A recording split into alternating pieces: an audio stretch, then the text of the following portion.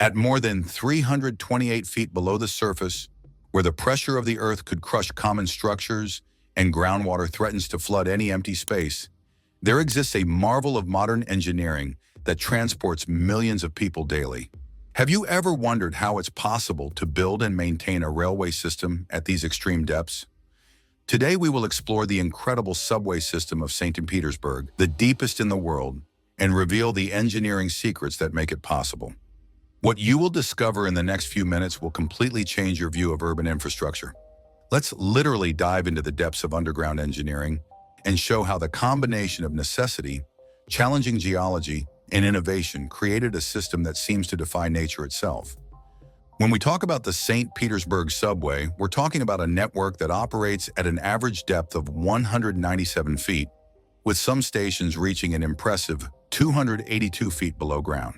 To give you an idea, this is equivalent to a building of approximately 25 floors buried underground. Compared with systems in other major cities, which typically operate at 33 to 66 feet deep, St. Petersburg is in a completely different category. But why build such a deep system? The answer lies literally in the soil beneath the city. St. Petersburg was built on a region of swamps and unstable terrain. The upper layers of soil are composed mainly of recent sediments, water-saturated sand, and soft clay. These materials do not offer the stability necessary to support tunnels and subway stations. Only at about 164 feet deep is it possible to find the Cambrian clay layer, stable enough for the safe construction of tunnels. Additionally, the city has a complex hydrological network with approximately 100 rivers and canals, totaling almost 186 miles of waterways. This abundance of water in the soil creates significant challenges for any type of underground construction. To complicate matters further, there are underground paleo-valleys, which are ancient riverbeds now covered by sediments, but which continue to contain large amounts of water and unstable soil. A historical factor also influenced this unique characteristic. During the Cold War period, many stations were designed to serve as nuclear shelters in case of conflict. This secondary function required that stations be built at much greater depths to offer adequate protection against attacks. So much so that many stations still maintain equipment such as special fans, air filters, and radiation meters. How do engineers manage to build in these extreme conditions? Let's explore the innovative techniques that make this possible. The first major challenge is excavation in unstable and water-saturated soils. To solve this problem, engineers developed a technique called soil freezing. Even before starting the actual excavation, tubes are inserted into the soil and an extremely cold liquid nitrogen or brine solution circulates through them.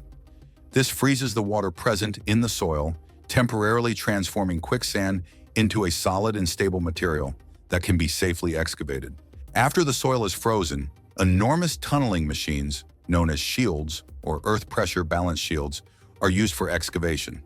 These gigantic machines, which can be more than 33 feet in diameter, slowly advance through the subsoil, excavating the frozen material and simultaneously installing the tunnel linings. The special design of these machines allows maintaining constant pressure at the excavation front, preventing collapses or infiltrations. The lining of the tunnels is another critical element. In most cases, prefabricated concrete rings are used, which are assembled as the tunneling machine advances. These rings are designed to resist enormous pressures and are sealed to prevent water entry. In some more critical sections, additional waterproofing layers are applied to ensure the system remains dry. Once the shaft reaches the desired depth, the excavation of the station itself begins horizontally. The enormous station chambers are excavated using mining techniques, with the installation of temporary supports as the excavation progresses. Only after the entire cavern is excavated and properly reinforced does the construction of the internal station begin, including platforms, electrical systems, ventilation, and finishes. To talk about the escalators of these systems is to mention another engineering record. Some escalators in the St. Petersburg subway are so long that they can take up to 3 minutes to complete the journey between the surface and the platform. They are true works of mechanical engineering, designed to operate continuously for decades under conditions of intensive use. The ventilation system of such a deep subway also presents unique challenges. It's not enough to simply pump air from the surface, as this would create problematic pressure differences and would be energy inefficient. Instead, complex ventilation systems with multiple stages are used, with intermediate pumping stations that gradually move air throughout the system. Water drainage is another constant concern. Even with all waterproofing measures, some infiltration is inevitable at such great depths, where hydrostatic pressure is enormous. Powerful pumping systems operate 24 hours a day to keep tunnels and stations dry. These pumps are redundant and have emergency systems to ensure they continue functioning even in case of power failure. Now let's talk about how trains manage to operate in these extreme environments. The trains used in deep systems like St. Petersburg's are specifically designed to deal with the unique challenges of these environments. One of the main problems is the piston effect, which occurs when a train moves through a relatively tight tunnel, pushing the air in front of it like a piston. In deep systems, this effect can be especially pronounced and cause uncomfortable pressure changes for passengers. To mitigate this problem, the trains are aerodynamically optimized and the tunnels include strategically positioned ventilation ducts and passages. Additionally, advanced speed control systems are implemented to ensure that trains maintain appropriate speeds in different sections of the system, improving efficiency and safety. Another fascinating aspect of the St. Petersburg system are the so-called closed stations. Unlike most subway systems in the world, some stations have platform doors that separate passengers from the tracks. These doors open simultaneously with the train doors when it arrives at the station. This system improves safety and energy efficiency, but requires extraordinary precision in positioning the trains, which must stop exactly aligned with the platform doors. Let's now explore 4 truly impressive aspects of this deep subway system that few people know about. First, seismic resilience. Even in a region not particularly known for earthquakes, the design of the St. Petersburg subway incorporates advanced anti-seismic engineering elements. Deep tunnels are naturally more protected against earthquakes than surface structures. But still, flexible connections between tunnel segments and stations allow small movements without structural damage. Second, the surprising energy efficiency. Although operating such a deep system requires considerable energy to move people vertically through escalators and elevators, the system takes advantage of the naturally stable temperature of the deep subsoil. At depths beyond 164 feet, the temperature remains relatively constant throughout the year, significantly reducing the need for heating in the harsh winter and cooling in the warmer months. Third, modern monitoring technologies. The entire system is constantly monitored by thousands of sensors that measure everything from water pressure in the surrounding soil to small deformations in tunnel structures. This data is analyzed by advanced computerized systems that can detect anomalies before they become serious problems, allowing preventive maintenance. Fourth, adaptation to climate change. The long-term design of the system takes into account potential changes in precipitation patterns and groundwater levels. Additional pumping capacity and alternative drainage routes are incorporated to deal with extreme climate events that may become more common in the future. Speaking of construction and expansion, the process of expanding this complex system continues to this day.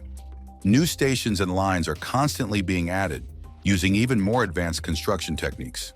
Modern earth pressure balanced tunneling machines are true technological giants that can excavate and line tunnels simultaneously, advancing several feet per day, even in the most challenging geological conditions. These impressive machines are basically mobile underground factories. As they advance, their rotating cutting head, equipped with hardened metal teeth, grinds the soil ahead.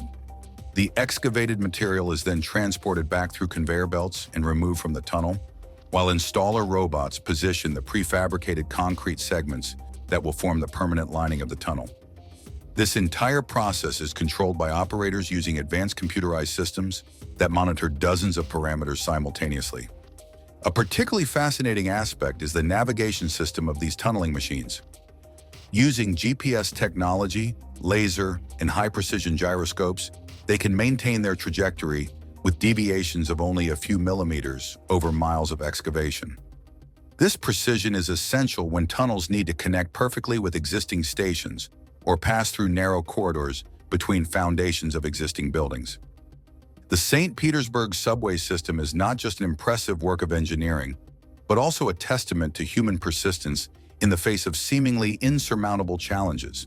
When the first plans were drawn up for the system, many experts considered the project impossible due to the extremely unfavorable geological conditions.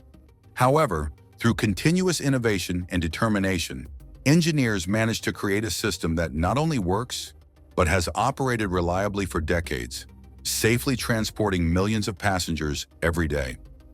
The principles and technologies developed for this system are now being applied in projects around the world. Advanced soil freezing methods, pressure balance excavation technologies, and computerized monitoring systems are enabling the construction of underground infrastructure in locations previously considered unsuitable.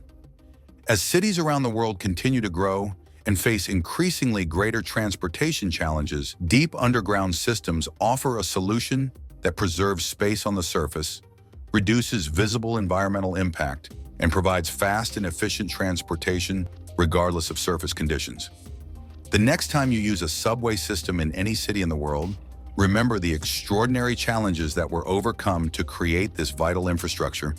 And if you have the opportunity to visit St. Petersburg, don't miss the unique sensation of descending more than 262 feet below the surface and observing the ingenious solutions that made this remarkable feat of human engineering possible.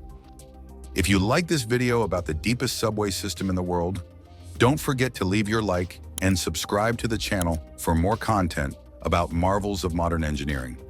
Next week, we will explore the longest underwater tunnels in the world and the revolutionary technologies that made them possible. See you then.